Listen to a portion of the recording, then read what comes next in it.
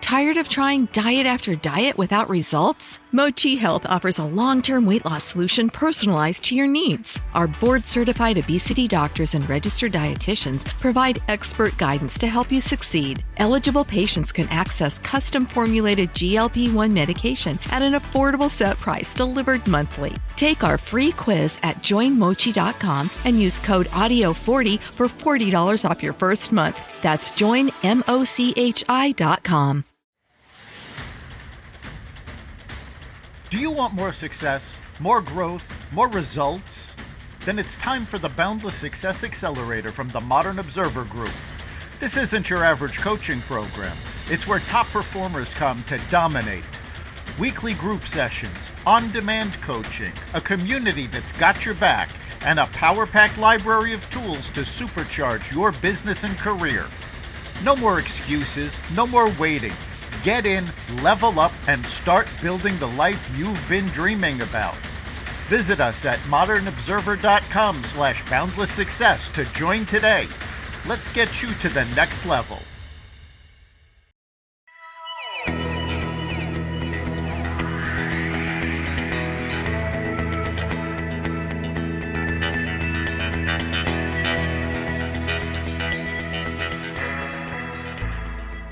Hello, and welcome to the Success Showcase, the podcast that helps you succeed in your business, life, and career. I'm your host, Eric Lopkin from the Modern Observer Group, and with me as always is Chip Janiszewski from the Happiness and Success GPS. Chip, how you doing this week? I'm doing great, Eric. Making my own sunshine on a rainy day today. There you go. I am doing amazing. I am still kind of jazzed. I spent the last half of last week, Wednesday, Thursday, and Friday, at the 10X Growth Conference, albeit virtually. This was an amazing conference. Every speaker was a multimillionaire or a billionaire, and they were telling us how they got where they are. Some of these folks were household names: Eric Trump, Martha Stewart, Ryan Reynolds, Mike Rowe. Some were venture capitalists. But what was really amazing was that, with one exception, Eric Trump, every one of them started with nothing. They weren't born in it. They earned their money, all in different fields. And some of the things these folks are doing now that they've actually made their money is absolutely phenomenal. Two of them bailed out a biotech that was working on a cancer treatment. Had the biotech failed, the treatment would not have come to light. It's now known as Lutrita, and it's available. And they're finding it treats all sorts of cancers. Two of them are working on separate projects to bring education to the underprivileged. One here in the US, another one overseas. It is absolutely amazing what these foundations that these guys have put together are doing. And they're all working hard, and they've all taken their money and put it to good causes to achieve more, not just for themselves, but for people in general. And I think, as inspiring as that was, I think it's also a fantastic segue into our guest today, Rhonda Peoples. You may have heard about the dangers of microplastics. It's been in the news. A recent study showed not only do these things cause heart disease, but they're also now linked to dementia.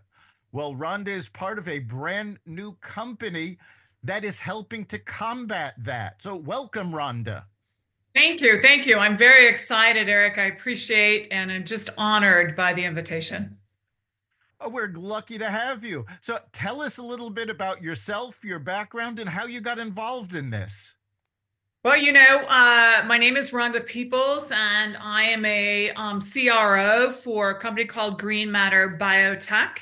And I've been with the company for a few years now. I come from the world of sales. I was in the automotive industry for 22 years, and then I went out on my own and created my own businesses and coaching and training and development of people. I am really focused on making a difference for other people by who I'm being in the world. And I really have it that people learn how to be fulfilled and create self-love in the presence of me. So everything that I do is really focused around that. So getting involved in green matter biotech was just an automatic. We really focused on bioplastic, commercializing bioplastic innovations. And that is a massive, massive difference that we could make just by doing our little part in the world. So I'm excited about that. Fantastic. Now, I mentioned a little bit about bioplastics, but tell our listeners what exactly microplastics are. Well, microplastics are just small, I mean, like just what it says, microplastics from drinking, from eating, from the use of plastic, right? I'm not a scientist, so I'm not going to get into the science world of it all, but it's the remnants of, right? Using the plasticware that we use. Every single thing that we do is plastic.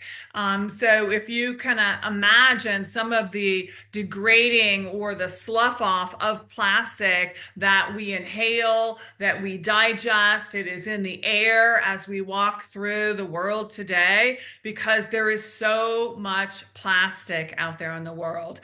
And so what happens is that gets inside of our bodies, inside our bloodstream, and really some of our arteries. There's a lot of new research happening about the discovery of microplastics inside human beings. Yeah, it is actually a little frightening. Recent studies have shown if you take all of the microplastics that a person ingests in a single day, it comes out to be the size of a credit card. Mhm. I started using that in my conversation, Eric, so that people could really like grasp that because we all have credit cards, right? We all are Yep. pretty familiar with the credit card, right? And so when you stop and think about that showing up in your body every single day, that really brings some realistic emotions forward about what's going on. It really does. And it illustrates it so well. Because again, as you said, everybody knows what a credit card looks like and how much plastic it is. Now just imagine eating a credit card every day. Yeah. Mhm. Mhm. Yeah. So how is your company working to alleviate this problem? Well, we're doing our little part, and our little part is getting involved. Our very first product that we've created has been the straw, right? The straw to me is the quick and easy, low-hanging fruit out there in conversations because it's used by everybody. And we know that plastic pollution is a huge deal, especially in our oceans. So I live in South Carolina. I lived in Florida for a while. So I've come from, a place to where the beaches are just filled with straws and filled with plastic that is, literally rolling out into our ocean. So we are in that arena of we've already created a product that is a straw. We're already created a product that is a utensil that actually degrades once it is put into a bio environment, which means it needs to be in dirt and it needs to have the heat and some humidity or some water, right? Where it's in that environment and then it will literally start to degrade. So we're creating products that degrade in a year or two, as opposed to 5, 6, however, hundreds of years a lot of this plastic takes to degrade. We're literally walking around in generational plastic pollution. So a big part of what you guys have to do is building awareness. Yeah. Obviously, this is a product that it's new to people. They don't necessarily know the dangers. I mean, we've been talking about them, but there's still a large percentage of the population that doesn't know about microplastics. How are you getting the word out, and how are you doing education? Well, what we're doing about that is really taking on going out into social media and having conversations and getting into networking environments and having those conversations and getting with different companies and having those conversations and collaborating with other people that are out there already starting the initiatives. We're a startup, so we don't have millions and millions of dollars that we're leaning back on. So we're collaborating with those that are out there in the, I don't know if I really want to say the green world. I almost want to say the awareness world of what's going on with plastic pollution today. There are a lot of the younger generation that they're not, they don't want to plug into our current way of life, which is using the amount of plastics. I have a daughter that's 35 years old that has a daughter that's a year and a half, and she drinks water all the time. She has a hydro. She doesn't allow her to have plastic. They bring their water in glass jugs. So they're a little bit more aware at a younger age than a lot of us. I really feel like it's a little bit more of the older generation that needs to be educated about what's going on with our health and the plastic pollution, the microplastics. I follow several doctors that are talking about microplastics. I was blown away in our health, right? And she's a doctor.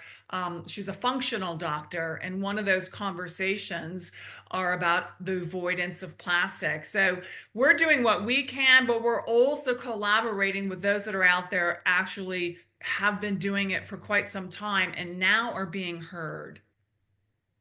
Are you bringing this? How are you bringing this to like schools where the kids are hanging out and where young parents who are obviously a Oh, whole lot more concerned about this than absolutely. people my age who are just Absolutely. hearing about this for the first time? I would imagine that's a fantastic place to be spreading the Absolutely. word and probably the quickest way to make an effect on things. Yeah. Chip, the reality is there's just not enough of us in our company to reach all the areas that can make a difference. So that's where I said we're doing our small part that we can. And as we grow, we will actually be doing a lot more. But it's a very nice angle talking about the kids and all of the plastic that they're using along with the food that comes into the school system. Like I could go down a path. Yeah, I mean, But as you know, Eric and I are both master networkers. So I think, yes, planting the seed through the podcast and with us so that we can start reaching out to networks. And basically, when we teach networking, what's your target audience? And that would be at the top of the list. If we could get this out to different school systems around the world, I think that could make a huge, huge difference yeah, in a hurry if we could yeah, get that out. So I for all of agree. you folks listening out there, start spreading the word. Yeah, starting with our young people. I mean, Yep. really, that is the truth. Starting with the young people, and getting that education through the schools. Very good idea. But we haven't done that yet. But we've got a lot. We've got a lot on our table. Well, if you send me a little bit of information on my son's actually a teacher at Greenwich Country Day School here in Connecticut. So, and I know a lot of other people around here too. So Not a problem. get that out. Problem. I have plenty of research and Okay. I can share for sure. For sure. Thank you. So, given that the basic problem is what we're using that is constructed of plastic, how are you making your straw? So, the first step that we have taken in creating the straw is we've taken what they're currently using, right? There is some polyethylene that is created in this particular straw, because once you get into the science of it, there's several different levels, and the level that you get, the pure the straw that has absolutely no plastic, that is also degradable, because no plastic doesn't necessarily mean that it's going to biodegrade, we have come to Right. find. Right. So there's several different levels. And since we're just starting off, we're literally taking and creating a straw with a proprietary blend that has a resin that's been created around starch. right? So it's a proprietary blend that we take in with a small amount of polypropylene, which is part of the straws. And then we add some plant-based to that. Now, we're also in the hemp industry, so whether it be hemp or some other plant-based product, and we combine it together to have the durability, the flexibility of the straws that are out there, because the current alternatives, people aren't really excited about having paper in their mouth, because now we're talking about the coating on the outside of the paper, right? I mean, there's always something to consider, right? You think about a paper plate. Well, think about the paper plate with the coating on the paper plate, right?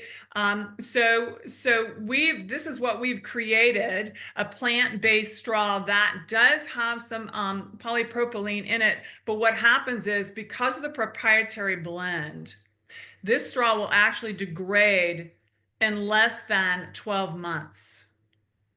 So when it is discarded, right, again, in a proper biodegradable environment. And the reason I bring that up, Eric, is because literally today, there are straws and utensils and probably other products that sit on the table or sit on the shelves in stores that are degrading as they sit on the shelf. So I don't know if you've ever looked, but you can pick up one of those products and you'll find a use by date, right? And that date is because the product is degrading. So now we're talking about microplastics. So imagine taking a straw that is currently degrading as you hold it and you have it in your mouth, right? You've just increased the opportunity for microplastics. So this is how we're starting. We want to end up eventually to where the straw is totally home compostable. And I don't mean and industrially compostable, but definitely home compostable, where you can literally throw it out in your garden or your composting. They've got a lot of composting products that you can buy now pretty inexpensively. You go to Aldi's and get one for like $50 that you can put your plasticware in and start with your straws. Excellent.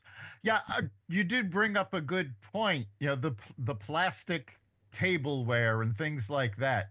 They have that use by date because that's where the microplastics are coming from. As they degrade, they're emitting these microplastics. So if you take one of these, especially past the use by date, but even, if you're close to it, you're ingesting those microplastics as you eat. Another problem with all of these is there was just a very interesting story done by John Stossel, who was actually following up on a story he did a number of years ago, where approximately 90% of the plastics that we think we are recycling never get recycled. You're putting them in the recycling bin, they go to the plant can't handle them, they're separated out, and they're just thrown in the garbage. Yeah, there's about 380 million tons of plastic being used per year. 50% of those are single-use plastic. And, they say, which I think is a pretty high number, that incinerated or recycled plastic is about 28%. I hear probably around 8 or 9% on the recycled side. And then the what's left, the 70 to 80% is either mismanaged or uncollected or has literally gone into a landfill. Yeah, and that's another problem that this helps to alleviate, because if this is going to degrade and decompose, and it's compostable, even if it does get tossed into a landfill, it will in 12 months not be a problem. Mm-hmm. Yeah, because if you've been in a landfill, you see where they do turn it. They turn it. You've got water being put on it to kind of keep all the extra dirt and stuff down from the rest of the environment. So they are creating, an area or an environment that is a little bit more attractive for the products that do degrade. Fantastic. So you're starting with the straw. Yes. What are your goals? Where do you guys intend to take this? Well, like I said, we've got utensils that we've gotten started and then trash bags, right? I mean, to me, that's just like an automatic to have a trash bag degradable. That makes perfect sense. Perfect. Actually, I'm surprised it hasn't been done by now. Oh, I know, right? It's just crazy. So those are the ones that are really on our sites right away. When we got into this, Eric, I'm telling you, it was like squirrel, squirrel, squirrel, squirrel, squirrel. I mean, we had everybody that knew that we were getting into bioplastics said, what about this and what about that? And you can do the light casings for the red, green, yellow lights that are out there in the streets, right? You can get a government, you can go into that. And then you can think about a golf tee I mean, every single thing you think of, I mean, you've got plastic on your head right now. Yes, my Right? I mean, so every of single course thing. our listeners can't see that, but I have headphones on that Yes. I use to produce the podcast. Absolutely, absolutely. So the world is our oyster, and we had our manufacturer really say, look, okay, you guys have got to be really focused, right? Otherwise, you're not going to get anything done. So we've started with the straws, we've got the utensils, we've got the trash bags, and we have our eyes set on batteries. Now, that's a little bit further down the line, but it is extremely doable and one use medical devices. So if you stop and think about how many times syringes are being used in the world and just thrown away, let's just talk about just the syringe. It is unbelievable. So I've started having conversations with people in the medical world about one-use plastic in that industry. Is just crazy. It's just crazy the amount of products. Oh yeah, there's so much that can be done in that field. I mean, my first thought was glucose testing strips. You use these once, you throw them away, and you go through at least one a day, depending on how bad your diabetes is. Could be two or three a day. Absolutely. Absolutely. Think about the plastic where they open up like especially in the surgical room, right? Everything that they open on that surgical table, right? The surgical tray has a plastic pullback, right? All of that can be biodegradable, right? You just throw it in a composting bin that is taken care of. Like, what difference would that make just in our hospitals? Oh, sure. If you can remove microplastics from hospitals, think how that would impact recovery rates. Mm-hmm. And in the world today, I don't have a prescription bottle because I don't take any prescriptions, but imagine a prescription bottle. Yeah, we go through a lot of those in this country. Yes, we do. Yes, we do. But that's what's on our horizon. Our horizon are the straws, the utensils, the trash bags, the one-use medical, and then getting into batteries. So you said you're starting with the straws, the utensils. Do these need to be ordered from you, or are you in talks with retailers? They can actually be ordered through me at this time. We're working on getting on Amazon and eBay. That is definitely right in our sites, but reaching out to me and having a conversation with me and getting that set up. I actually have a distributor in Europe that has just picked up a couple of months ago 7 million straws, and he's about ready to pick up another 5 million. He just put an order in. And he works through myself, but he distributes in Europe. Fantastic. Mm-hmm. Mm-hmm. Yeah. So Rhonda at greenmatterbiotech.com is my email, and that's how you can get a hold of me. Want to have a conversation, know what it looks like, just reach out to me. I'm always open for conversations. Excellent.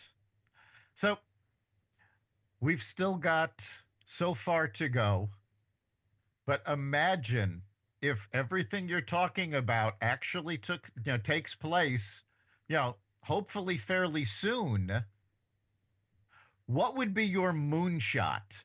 What was the thing that you might have talked about in a meeting, but you're not even close to even looking at yet? The batteries. The batteries. Yeah, with the way the world is going today, the big batteries that they're using inside these electric cars. Oh, yeah. I mean, there have been studies shown the construction of these batteries and then disposing of them causes more environmental damage than the Yes, gas guzzling cars do. yes, absolutely, absolutely, So, yes, absolutely. imagine making those batteries out of something green. I mean, that's it. That's That's, it. Like, we'd be singing to the heavens. and that also gets rid of a number of other problems. I mean, right now, nobody really knows when these electric cars are going to reach the end of their lives. They're anticipated to go about 7 years or so, which means we're coming up on the point where a lot of those early batteries are going to be disposed of, and Absolutely. there is currently no environmentally friendly way to dispose of them. Correct. Correct. It's a huge problem. Obviously, this is your business, but you talk about it with such passion. When did you first get interested in the environment and health? How did you get exposed to this in the first place?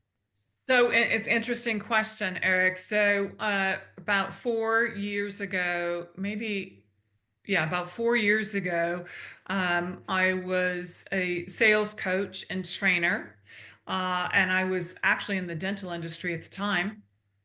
And I had somebody reach out to me and said, "Hey, we're ready to start a sales department, and I've heard a lot about you, and I'd really love to have a conversation and bring you into this world." And I'm like, "Okay, well, I kind of know what you do. You're like in the hemp industry, and I don't really know a whole lot about that, right?" But in my mind, I'm thinking it's marijuana, and I really don't want to have anything to do with that, right? I didn't say that out loud because I'm very Right. uneducated at this time, and so I didn't want to, like put my foot in my mouth immediately. And so I had a conversation. I got involved, and immediately I went to a trade show, and for exposure. And in that trade show, I was blown away at the number of doctors that were having conversations in the realm of hemp and marijuana, hemp and THC. They're cousins, right? They look the same, they smell the same, but one has a very low grade THC, less than 0.3%, and that's the hemp industry. So you could smoke it all you want, and you'd probably die of smoke inhalation before you ever get stoned. I've literally had people ask me if they used one of our hemp straws, if they would get stoned. And so it is an education, that's how I came into it. So as I became educated through the medical side and even on THC, and started experiencing people in my life that have cancer or have seizures going on, and they are reaching out to THC and hemp for the relief of what they're dealing with, really caught my attention. And after being in the business for a couple of years and having clients come back, because we do have a CBD line, and so I would have clients come back to me and they would say, like, "I've left my pain management center. I no longer use them. I'm using your gel caps," right? When that started happening and I started talking to more and more people about the difference that hemp or THC is making in their life, I became a believer. And then as I become educated, because again, I came from absolutely nothing as far as background. And as I became more aware of the environment and more aware of the actual health risks that we're dealing with as we stand in a plastic pollution crisis, it became very evident to me that it's my passion because, I'm very passionate about my health now. I'm at the age where, the last probably 10 years, I've become very aware of how old I am, what's going on in my life, what's happening in my life, what environment am I in on a regular basis. And so it all kind of folds together as an awareness of not just what am I putting in my mouth, but where am I at in the world? And what am I just ingesting by just being in the world? Yeah, that's so important. And there is so much misinformation. And so, just to clarify for our listeners, there is a big difference between hemp and marijuana. It is not the same plant. Hemp was actually originally used to make paper products, to make all sorts of things. Well, And yeah, clothes, certainly. It was used as any other plant-based material could be. There was no danger of getting high. Again, the THC level is incredibly low. So, when you hear it's got hemp in the straw, it's like, no, you're not going to be able to get high off of the straw, no matter how hard you try. And I think that's something that, people need to understand is that the two are very different. very much so. All But right. both of them make a difference medically, right? For health. Yes. They do make, I even back THC because of the medical difference that it has made in individuals' lives that I personally know. Yeah, the medical research that's been done on both of them is absolutely amazing. And we're just now seeing results because nobody had studied this for decades. So now we're starting to understand what's possible. Endocannabinoid system just founded probably 4 or 5 years ago, and it's inside of us. We have an endocannabinoid system which houses both the hemp and the THC. Again, I'm not a doctor, so I'm probably not saying it correctly, but it has made a difference when that is off, when that level is off. What starts to happen is you start seeing these immune diseases that are coming along. A lot of the new things that we are hearing about come from the imbalance that we have inside our endocannabinoid system. So take a look it up. It's real. Yes, definitely take a look. We are actually coming up on the end of our time. So, Rhonda, if they want to get more information, where can they look? They can look on greenmatterbiotech.com, which is our website. They can reach out to myself at Rhonda, RHONDA, at greenmatterbiotech.com. That's my email. You can find us on LinkedIn and Facebook. Green Matter Fantastic. Biotech. Thank you, Eric. All right. So, Chip, what do you think is the big takeaway for our listeners today? Well, I really have two words. Number one, plain and simple, is awareness of the crisis of microplastics. It's something that I did not know about until you told us that we were having Rhonda on as a guest. And I'm sure there are a lot of people out there that are saying, wow. And obviously, awareness gets people into action. Number two is reality. On your website, which you can mention what the website is again, but you actually have a history of hemp on the website. And a lot of reality is misconceptions and debunking misconceptions about a lot of different things. So something that was perceived as being very, very bad, that once was perceived as being very, very good, and your site tells all about that. It's so, so important. And obviously, you're looking to talk to people, to invest into this, and to help you get the word out, and so on and so forth. So your contact information is out there, and I hope and I encourage all of you folks out there to help make a difference like Rhonda is. Thank you so much. Yeah, I think for me, the big takeaway is education. Learn what you're ingesting, what you're eating, what you're using. There are so many different things that happen to the environment, to your health, to your mind and heart from things we've taken for granted for decades. So keep learning, find out about these things, and then take action. All the knowledge in the world isn't going to help you if you don't act on it. So thank you for being with us, Rhonda. You've been listening to the Success Showcase. You can catch every episode at xvadio.com, the Apple Podcasts app, YouTube, Rumble, Spotify, iHeartRadio, Audible, Amazon Music, and wherever you find podcasts. Remember, make this your best week ever and make next week even better. We'll see you then.